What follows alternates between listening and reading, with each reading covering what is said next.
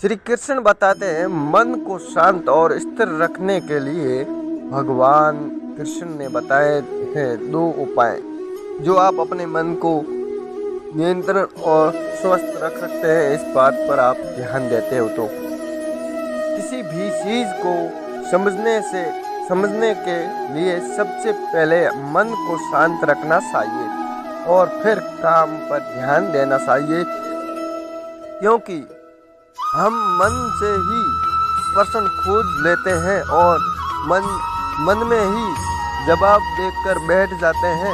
भगवान श्री कृष्ण ने मन को शांत रखने के लिए दो चीजें बताए हैं। भगवत गीता में भगवान श्री कृष्ण कहते हैं मन का बेचैन होना उसका स्वभाव है। हमारे मन को लगता है कि अगर वह अलग अलग बातों के बारे में सोचता है रहेगा तो हमें आने वाली हर मुश्किल और मुसीबत से बचा लेगा, पर ऐसा होता ही नहीं है। हम अपने जीवन का काफ़ी अधिक समय सोच विचार करके परेशान होने में निकाल देते हैं। भगवान श्री कृष्ण कहते हैं कि मन का ये स्वभाव बदलना मुश्किल जरूरी है, स्वभाव नहीं।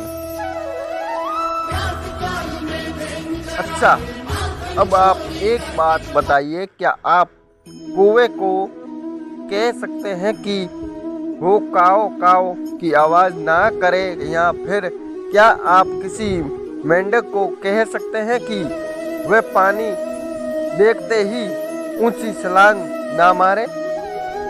हमारे मन का भी कुछ ऐसा ही है। जीवन में कुछ भी होता हूँ, अच्छा या बुरा, हमारा मन उस पर काव काव काव करने लगता है। काव काव से मेरा मतलब है चिंता करना, व्याकुल करना, वो कोई भी बुरी बात होती भी नहीं है।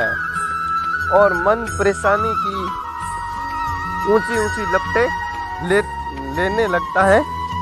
कभी कभी तो मुझे ऐसा लगता है कि हमें कई लोग सिर्फ परेशान होने के लिए जीते हैं। सारी परेशानी पीड़ा दुविधा अक्सर हमारी मन की बनाई हुई कहानियाँ होती हैं।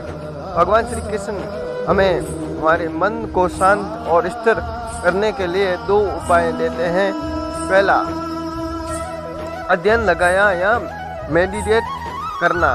दूसरा, वैराग्य भाव सीखना। अब ध्यान या मेडिटेशन सब सुनते ही आप में से कई लोग कहेंगे कि आप आंख बंद कर सांसें अंदर और बाहर नहीं ले सकते, या हम सब गलती पर बैठते हैं। मेडिटेशन या ध्यान का मतलब सिर्फ आंख बंद कर बैठना नहीं होता है। मेडिटेशन का मतलब होता है अपना पूरा ध्यान किसी चीज़ पर लगा और उसे हटाने नहीं देना। अगर आप रोटी बना रहे हैं तो सिर्फ उस बात पर ध्यान दीजिए। अगर आप पिक्चर देख रहे हैं तो अपना पूरा ध्यान पिक्चर पर लगाए। यह मतलब सोचिए कि पिक्चर देखकर आप अपना कितना वक्त बर्बाद कर रहे हैं। जब आप जीवन के हर छोटे बड़े काम को पूरे ध्यान से करते हैं तो आपका जीवन ही एक मेडिटेशन बन जाता है। ऐसे जीवन में शांति, स्थिरता, साहस और सफलता का होना अनिवार्य है। वैरागी भाव। और दूसरा उपाय, वैरागी का अर्थ ये नहीं कि आप उस छोड़कर जंगल में जाकर बैठ जाएं। वैरागी का सच्चा अर्थ है कि आप जो काम कर रहे हैं उसका क्या नतीजा या रिजल्ट निकलेगा उसकी चिंता ना करें। जैसे अगर आपने कोई इंटरव्यू दिया, आप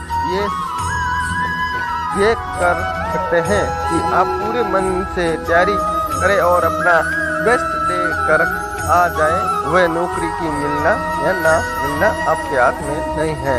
इस नतीजे के पीछे अलग अलग चीज़ें हैं जो आपके बिल्कुल कंट्रोल में नहीं होती। जिस चीज़ के बारे में आप कुछ कह नहीं सकते उसके बारे में चिंता भी ना करें। यह वैराग्य का सच्चा मतलब होता है और यही है भगवान श्री कृष्ण का दूसरा उपाय, मन को चिंता की लपेटे में फंसाने का। याद रखिए, आप पूरे इंसान हैं। समझदारी, संयम और कुशलता से भरे इंसान। आपका मन जब भी कोए की तरह अलग अलग बातों पर आपको परेशान करने लगे, तब अपने मन को भी प्यार से समझाइए और शांत